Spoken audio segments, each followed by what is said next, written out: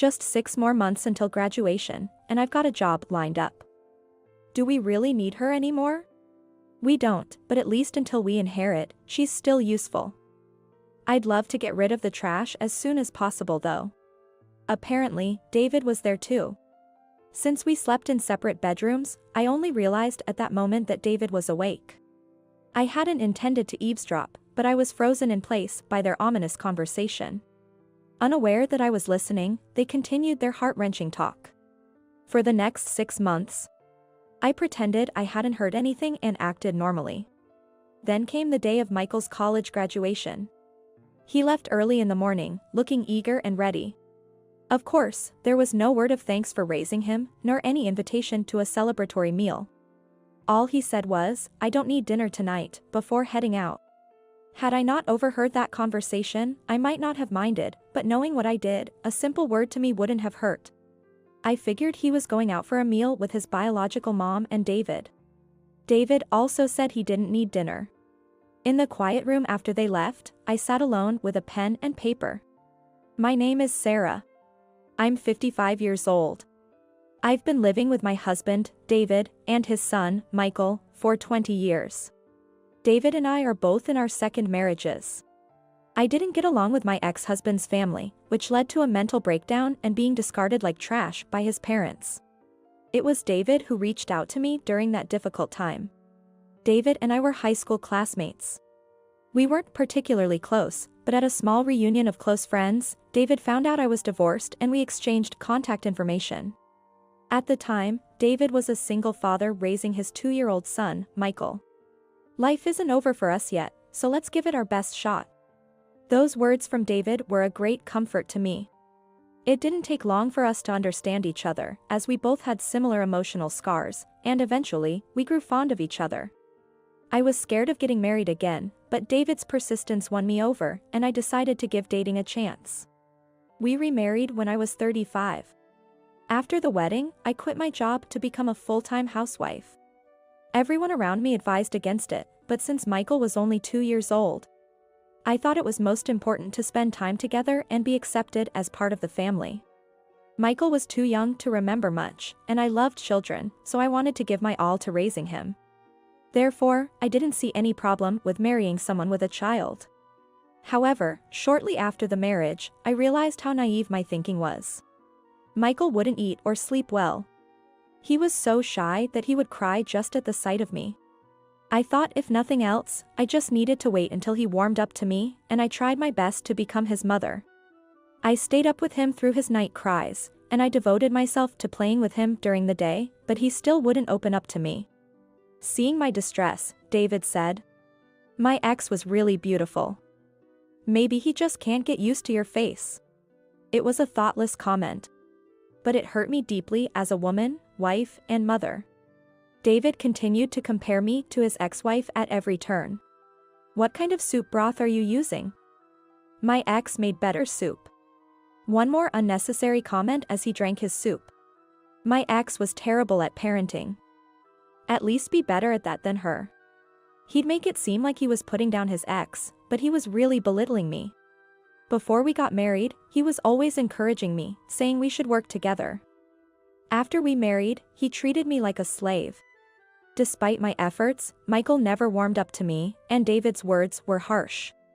Many times, within the first year of our marriage, the thought of divorce crossed my mind. But I didn't want to be ridiculed by those around me with, "I told you so."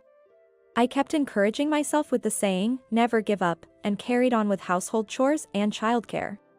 Michael never truly warmed up to me. He stopped crying at the sight of me but never smiled at me or called me mom.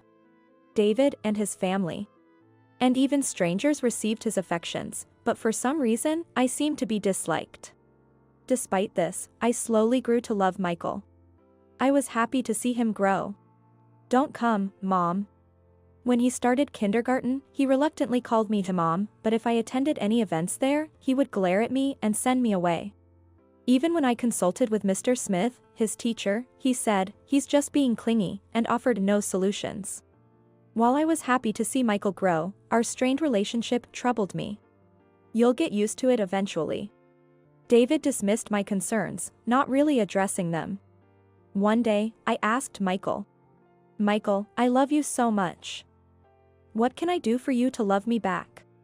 Michael looked surprised by my question. I sensed something was off, but I waited for him to speak. He opened his small mouth and said, Mom, do you really love me? Of course I do. You're lying. Dad said you hate me. I was shocked by Michael's words. David said that? What was going on? What do you mean? Did Dad say I hate you? Yes. I'm not stupid. You're a fake mom. You made my real mom leave. Michael stormed out of the living room. I was devastated. I had nothing to do with David's divorce from Michael's mother. Yet David blamed it all on me. Even as Michael grew older and still wouldn't open up to me, still calling me a fake mom, it was all because of David. That night, I confronted David. Michael called me a fake mom. I don't think he would know those words unless someone told him.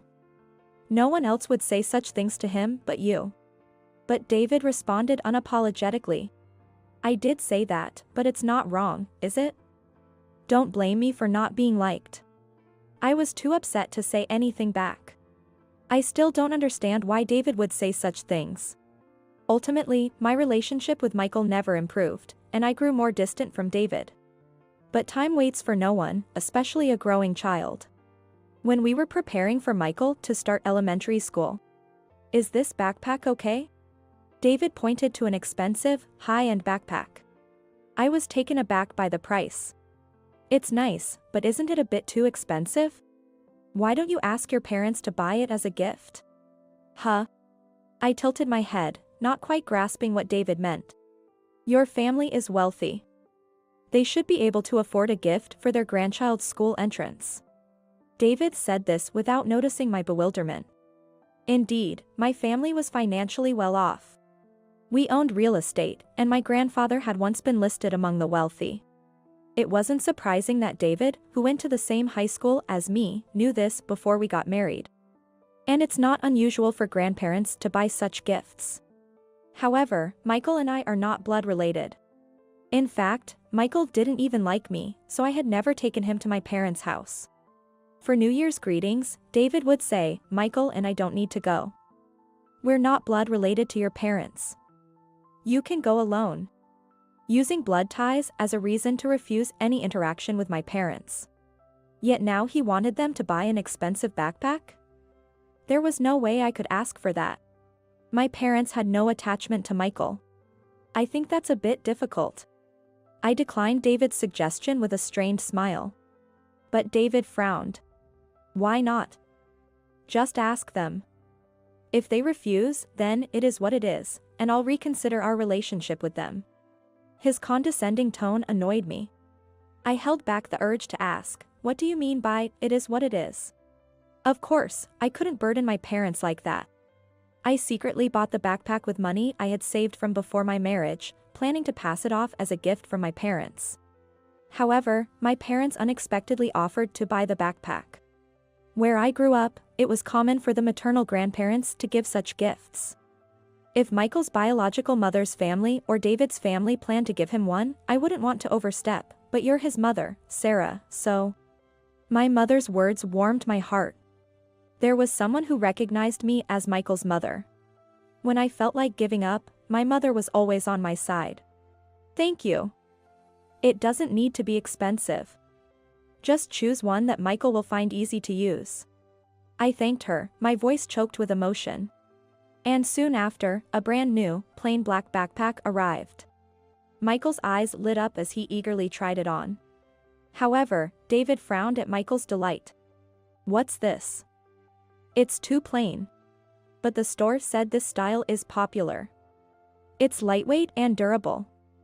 Since Michael is small, a heavy one wouldn't suit him. I don't care about the weight. It lacks a high-end feel. David continued to criticize the backpack we had been so grateful to receive. Michael, who had been so happy, quietly put the backpack down after hearing David's words. After that, he never looked at it again. A similar situation occurred when Michael entered middle school. Luxury brand sports bags and shoes for school. He begged my parents for them as a celebration gift. By then, Michael, who had been influenced by David, started mocking me on his own. "Good thing you married Dad just because your family is rich," he'd sneer. Surely, David must have been feeding those ideas to Michael. I had turned a blind eye to it, but by this point, I clearly understood. David married me for my family's money and to secure someone to take care of Michael. Yeah. Stop saying silly things and get to your studies. By now, I had given up on being liked by Michael. Even if he called me a fake, I felt it was my duty to raise him as his mother.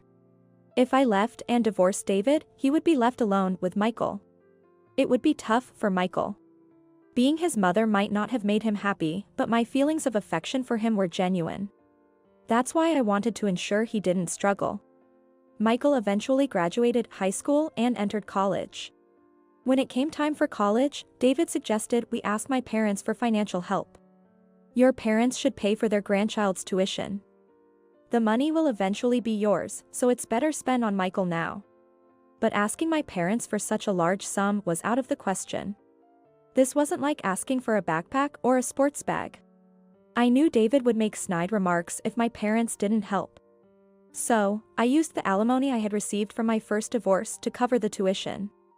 I had other plans for that money, but I used it for Michael's education, pretending it was from my parents.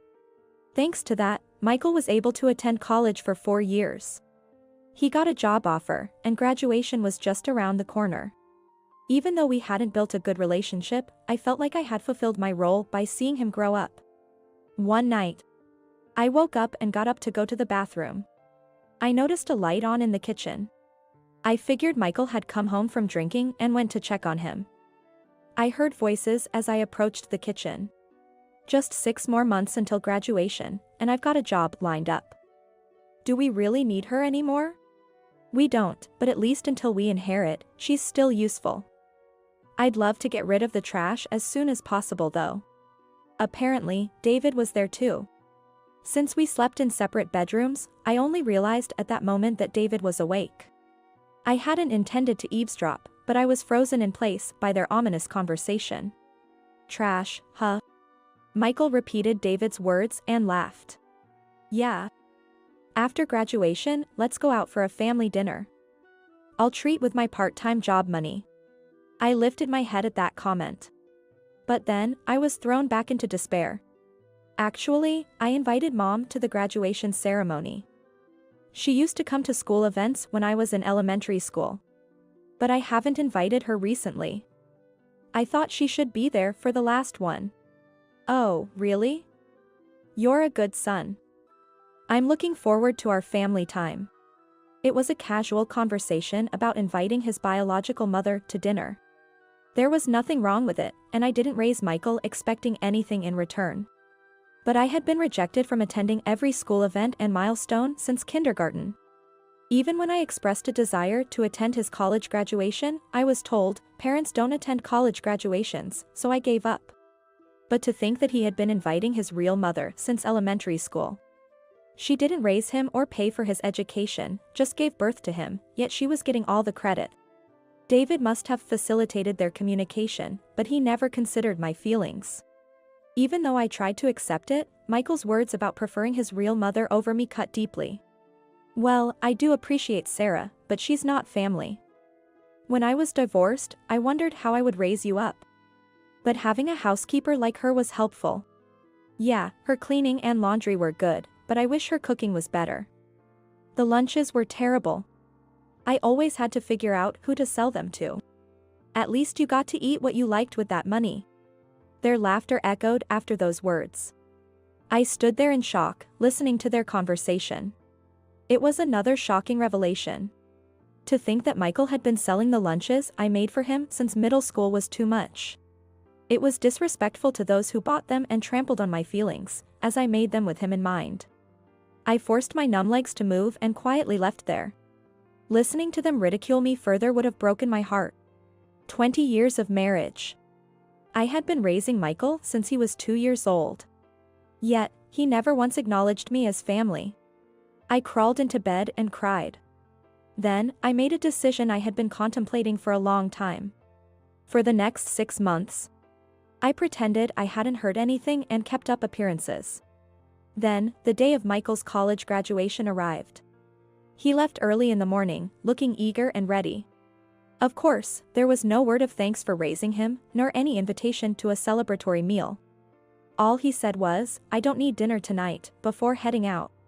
Had I not overheard that conversation, I might not have minded, but knowing what I did, a simple word to me wouldn't have hurt. I figured he was going out for a meal with his biological mom and David.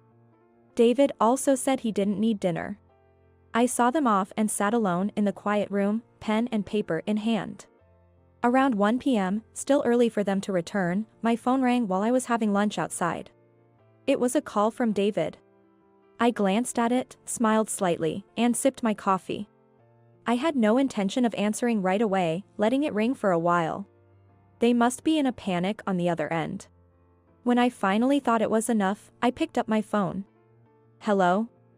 Sarah, where are you? What's with that note?" As expected, David was in a panic. Seeing the note meant he had returned home. "If I told you where I am, it wouldn't be a runaway. Everything's in the note." When I said that to David, he kept saying, but, well, unable to form a coherent sentence. Since the conversation was going nowhere, I sighed deeply. That's how it is. Once you've signed the divorce petition, file them.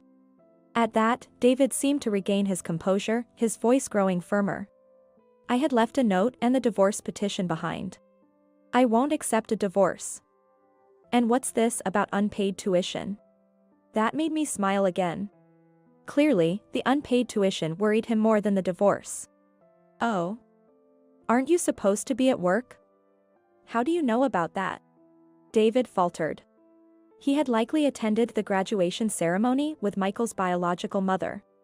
And he found out about the unpaid tuition there. Anyway, they said he can't graduate unless the outstanding tuition is paid by the end of the month. Tell your parents to transfer the money immediately. Why should I? Why should a mere housekeeper go to such lengths?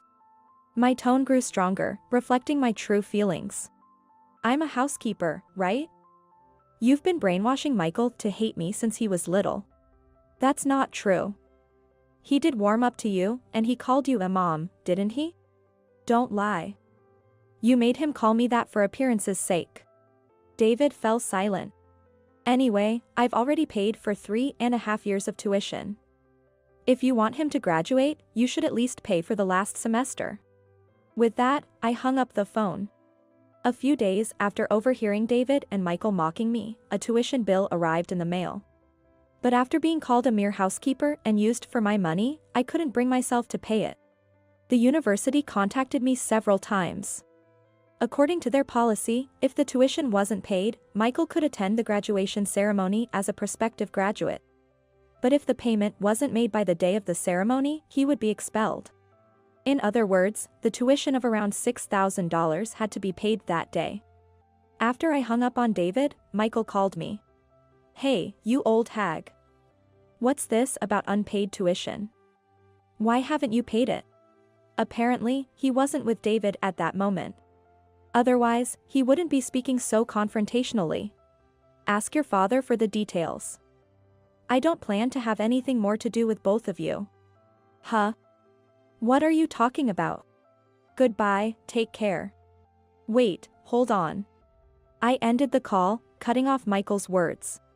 From the day I heard that conversation, I had decided to leave them. I disappeared from their lives after that. My phone kept ringing all day. If they had time to call me constantly, they could have just paid the tuition. The next day, I changed my phone and number.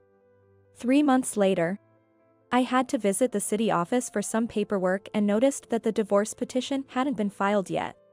What had they been doing for 3 months? Feeling frustrated, I reluctantly returned to the house. The key still worked, so I let myself in, only to be greeted by a foul smell. Gross. What's that smell? It was the smell of rotting food. As I stepped into the living room, I saw the source. Lunchbox trash and instant noodle containers were scattered everywhere. The sink was full of dirty dishes. There were socks that looked like they'd been left for ages and piles of laundry, clean or dirty, I couldn't tell.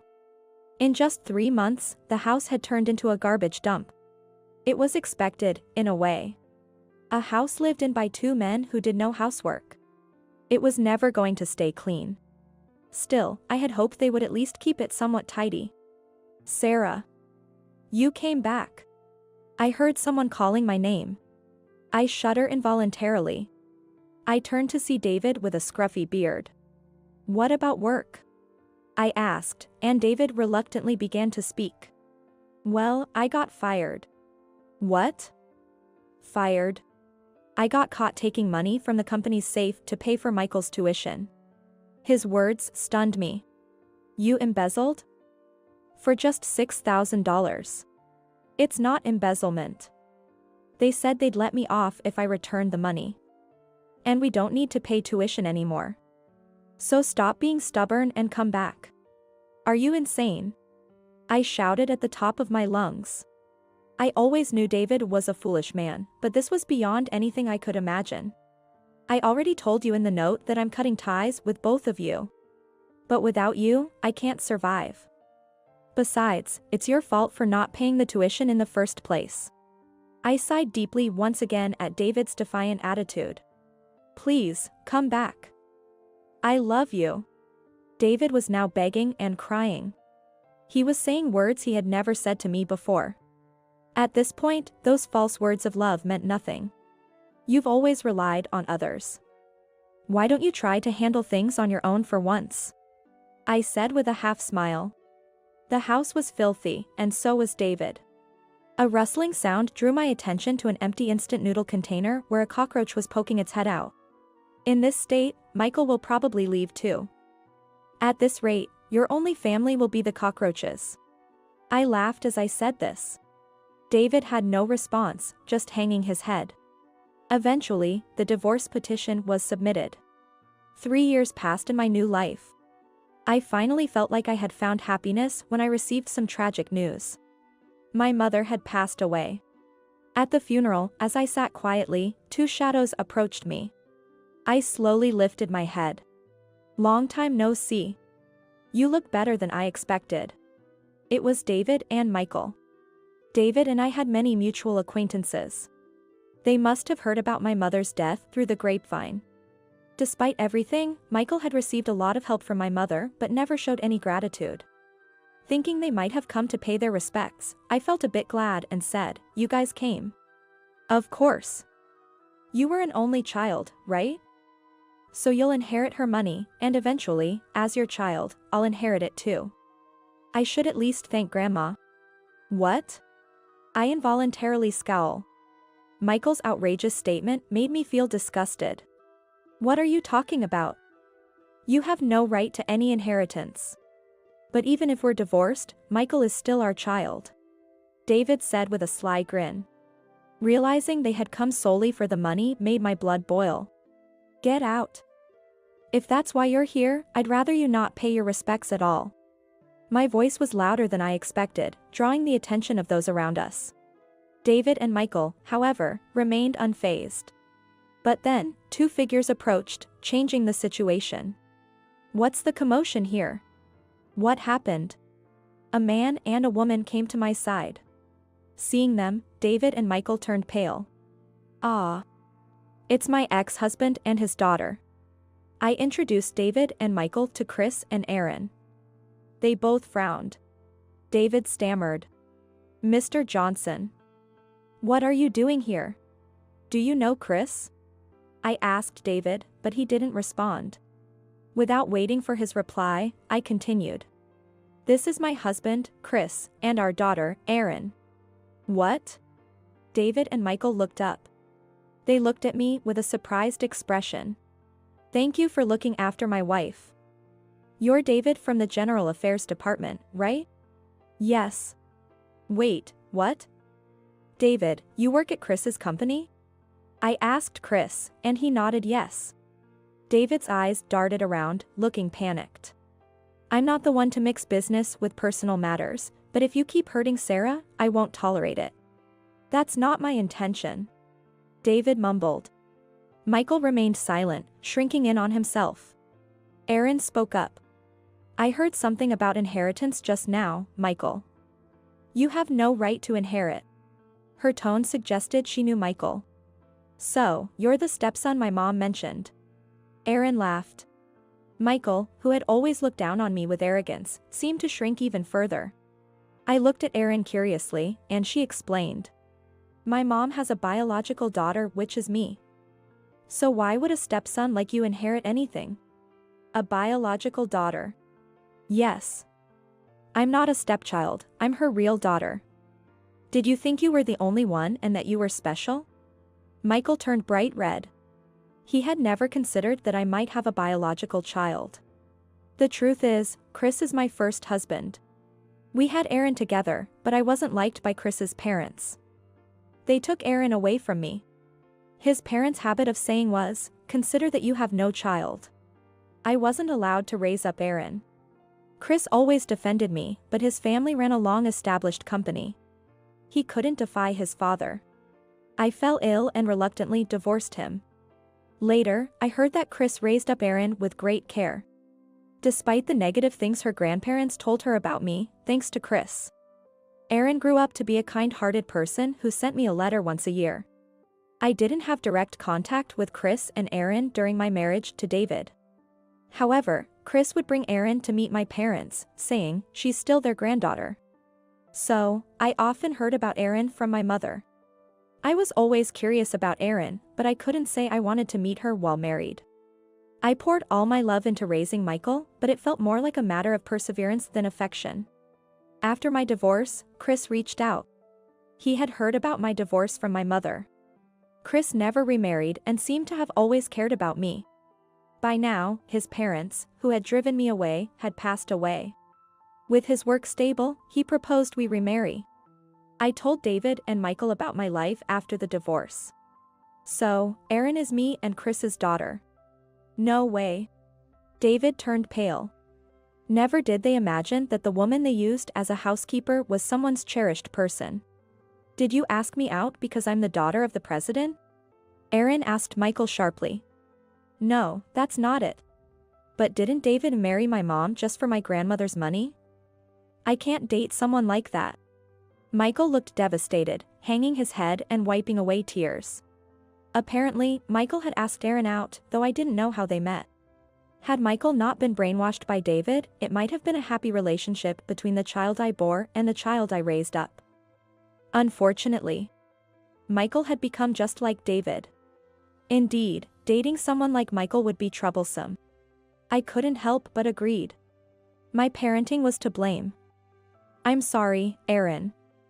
You deserve someone better. Michael, please stay away from Aaron and the money. Michael glared at me for a moment but had nothing to say in return. He was a victim of David, too, but he was an adult now. Without acknowledging his and his father's wrongdoings, he wouldn't find happiness. So, please leave. This is a place for family, and you don't belong here. Chris said, ushering them out. It was the perfect rebuttal, echoing the not family words they once threw at me.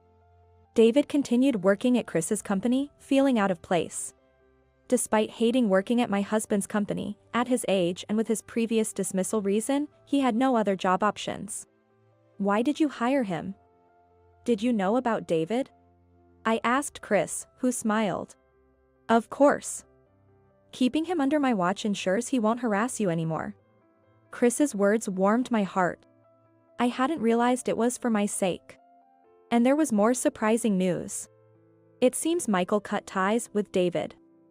He must be reflecting on his actions and treatment to you. Michael had moved out and started living alone. Being rejected by Aaron, and realizing he wouldn't inherit a fortune, he finally understood that he needed to work hard for happiness. While I felt vindicated regarding David, I didn't wish unhappiness on Michael. Even though it was tough, I hoped he would grow and find happiness someday, proving I was his mother. I now live with Chris and Aaron. Chris's parents regretted their actions after they saw how depressed Chris and Aaron were after they forced me out. But by then, I had already remarried. And there was nothing they could do. I thought you had a happy life, Sarah. Chris said. There were happy times. I replied with a smile. But I think my happiest times are still ahead. Erin is getting married soon.